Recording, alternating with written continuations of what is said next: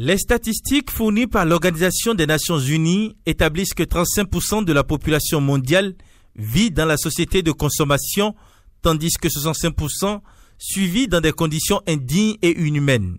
Au titre des facteurs qui déterminent cette pauvreté et cette précarité humaine, l'on sait depuis bientôt 40 ans déjà que l'eau, tout comme l'air, sont des biens rares car on pollue plus de quantité d'eau que l'on ne met de l'eau pure à la disposition des consommateurs. Pour améliorer un tant soit peu cette situation, la communauté internationale a inscrit depuis 2002 dans les textes de l'ONU le droit à l'eau. L'eau potable est un élément essentiel au bien-être des populations. En vue de satisfaire à ce besoin fondamental, certains préfèrent réaliser dans leur demeure les forages. Mais qu'est-ce qui explique cette décision prise par les citoyens?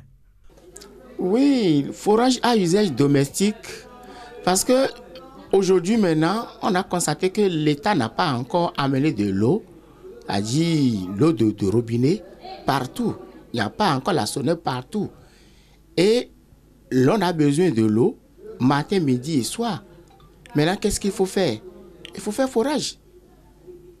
D'autant plus qu'il n'y a pas encore la rivière dans la zone, on n'y peut rien.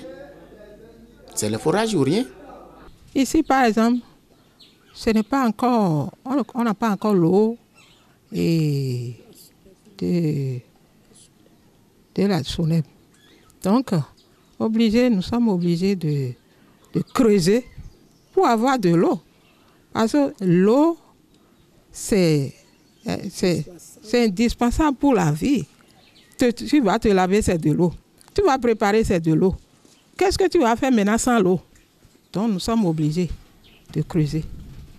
Même dans les zones reculées, là, il n'y a pas.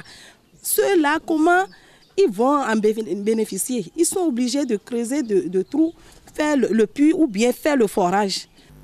Mais il y a des zones où l'eau de Sonep ne vient pas du tout à la pompe.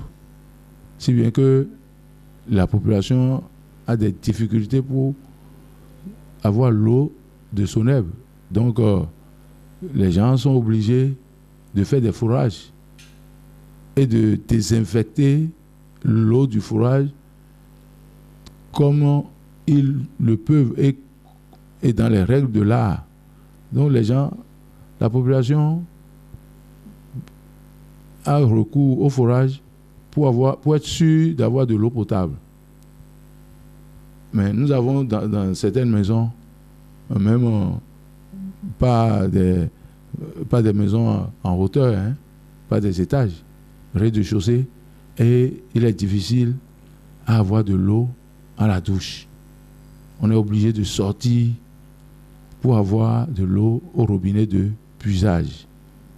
Pour construire un forage à usage domestique, la loi ne fait pas obligation aux Béninois de recueillir l'autorisation préalable du ministère, mais reprécise qu'une fois le forage installé, le propriétaire est obligé d'en informer les autorités, notamment le maire de la commune de la ville, avec ampliation à la direction départementale de l'eau et des mines. Selon les explications du ministre de l'eau et des mines sur un média de la place, il se fait qu'au moment de la construction du forage, il n'y a pas de fosse septique dans les maisons. Mais, quand la maison vient à être habitée, les fosses septiques sont utilisées. Au fil du temps, l'eau du forage qui était au début sans danger finit par être infestée des corps étrangers issus de l'infiltration des eaux souillées, des fosses septiques et autres sources de contamination environnantes.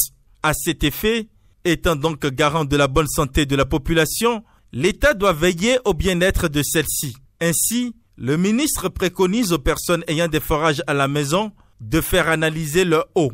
Il a ajouté que l'analyse permet de déterminer si l'eau du forage est une eau consommable. Cette analyse se fait annuellement au prix maximum de 10 000 francs CFA, a-t-il laissé entendre avant de rappeler que le propriétaire n'a aucune obligation de procéder à ces analyses. Cependant, il exhorte les propriétaires à faire ces analyses pour le bien-être de la population. Pour ces citoyens rencontrés, il formule le vœu que l'eau du robinet soit mise à leur disposition gratuitement. Mais en principe, l'État doit amener de l'eau partout et gratuit. On ne doit même pas payer 1 franc pour l'eau. Parce que l'eau, c'est Dieu qui a donné l'eau. Donc, l'État ne doit pas amener de l'eau même et nous prendre 1 seul franc. Il doit amener de l'eau partout, obligatoirement partout, parce qu'on a ce droit-là, c'est son devoir. Il doit nous donner de l'eau partout et de façon gratuite. On ne va même pas payer 1 seul franc.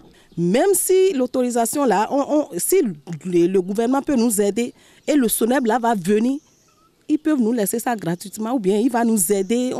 Tout le monde peut en bénéficier et facilement, sans même les frais de trucs là, il va nous aider.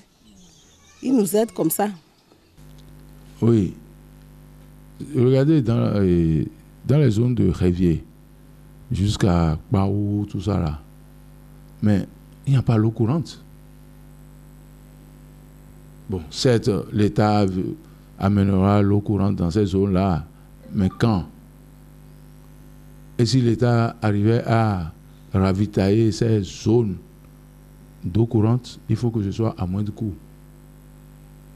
Que ce soit à moindre coût et bien potable.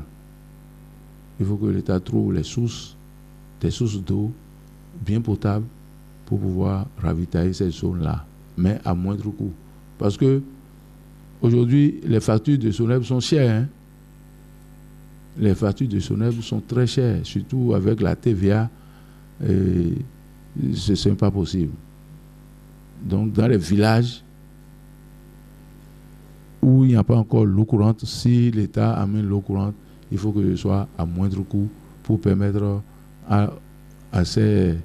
aux habitants de cette zone-là de pouvoir se connecter, de pouvoir s'abonner à la SONEB.